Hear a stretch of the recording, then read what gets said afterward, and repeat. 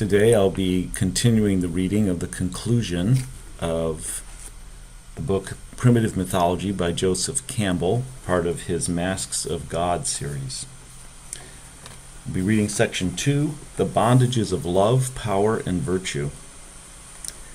In classical Indian philosophy, a distinction is made between the ends for which men strive in the world and the aim of absolute release from these ends.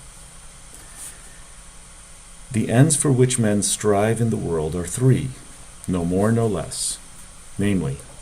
love and pleasure, power and success, artha, pronounced artha,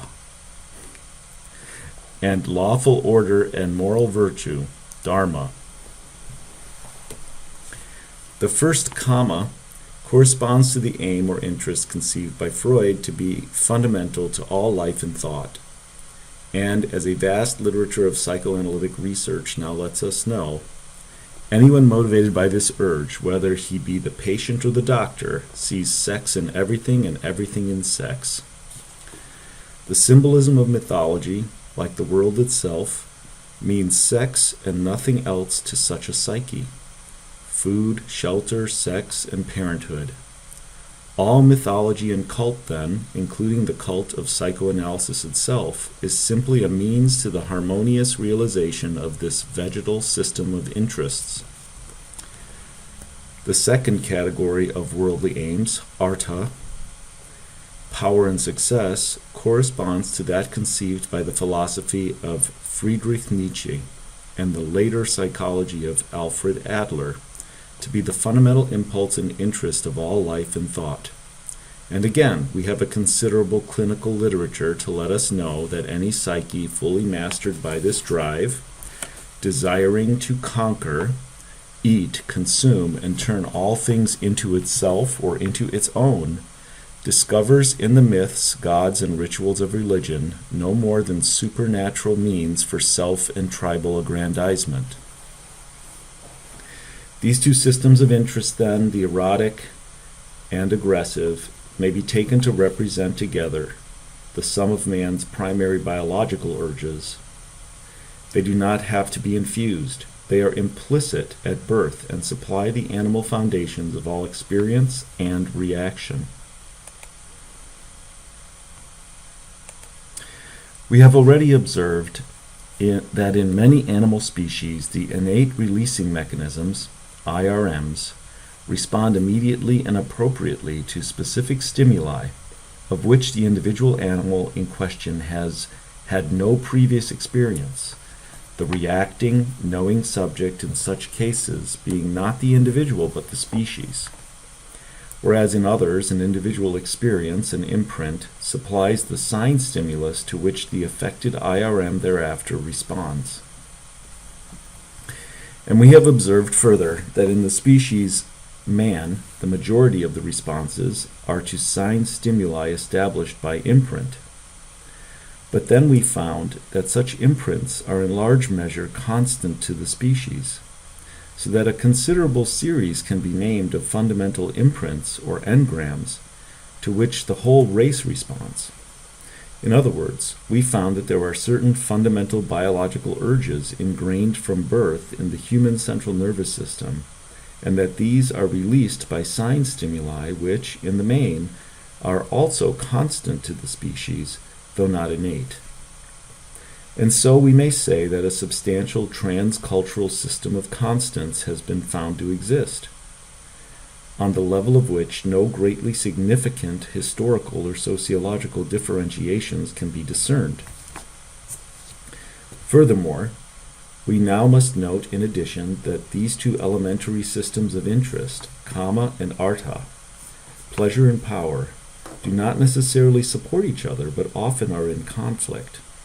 For example, even among the fish, the little fellow known as the stickleback has a highly effective concealing color pattern outside of the breeding season. But when he is ready for mating, everything changes. As Professor Timbergen describes the case, the back is much darker than the ventral side, thus counterfeiting the effect of dorsal illumination, counter-shading. and the sides show a pattern of vertical bars, thus breaking up the visual outline of the body, disruptive pattern. During the short courtship period, however, the coloration of the little fish changes, leaving the back a radiant bluish white, while the ventral side becomes deep red. The result is a total reversal of the counter shading while the disruptive coloration disappears. The fish is now very conspicuous indeed, which is an adaptation to attract females. At the same time, such a male is extremely mobile and practically loses its escape reactions. There are indications that these adaptations, serving cooperation between the sexes, render him very vulnerable to predators like cormorants and herons. Such a conflict between various interests, of which this is only a random example, is in fact a basic phenomenon of adaptiveness, Tinbergen declares, and he concludes, the conflict is resolved by all animals in such a way as to compromise between the different demands. And in man too, there has to be a compromise, so that in the psyche itself, even before the factor of the social norms and mores,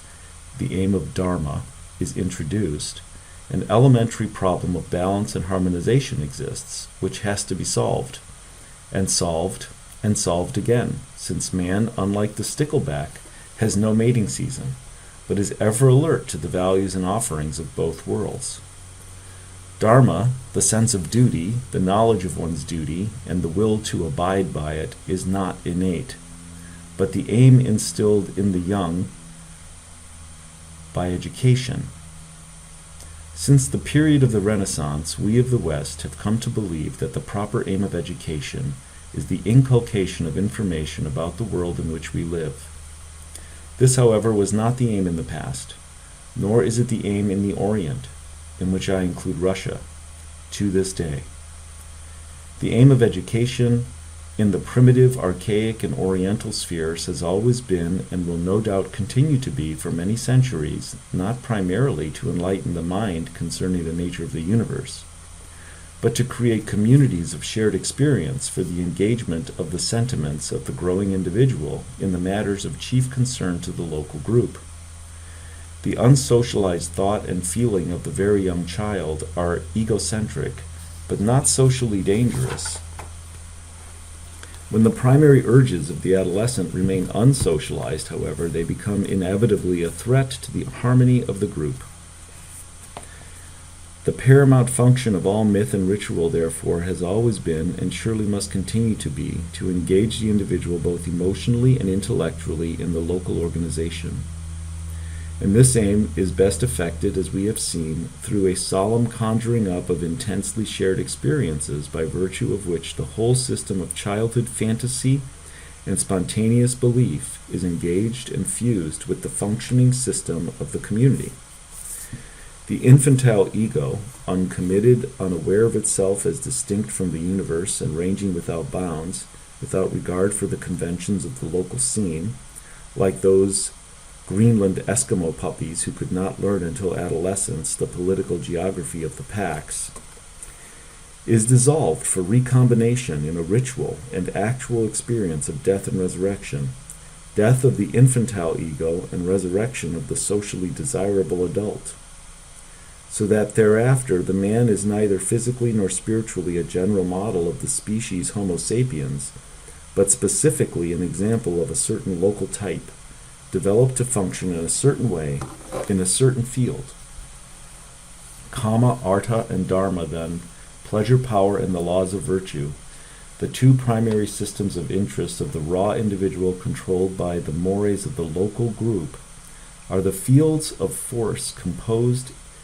in every functioning system of mythology on its plane of address to the common man, the hard-headed, tough-minded, honest hunter, his wife, and his family. And so that pedagogically furnished system of the law,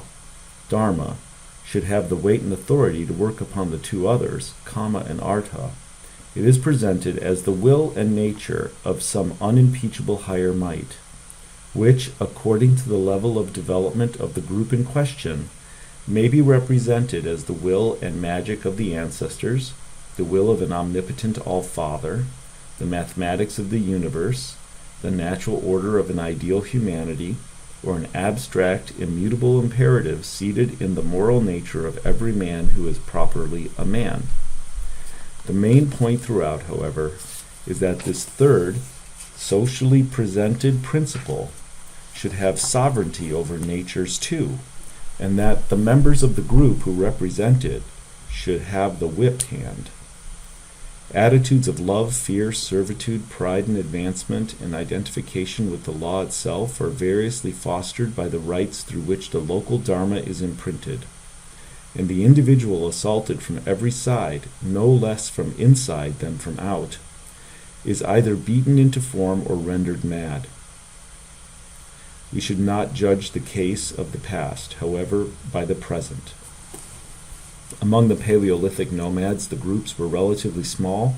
and the demands of Dharma relatively simple. Furthermore, the roles to be played accorded with the natural capacities of the male and female organisms, which had evolved and been gradually shaped under conditions of the hunt during the course of a period of some 600,000 years. With the turn, however, to agriculture circa 6000 BC, and the rapid development then of sedentary, highly differentiated, and very much larger social units, up to, say, 400 or 500 souls,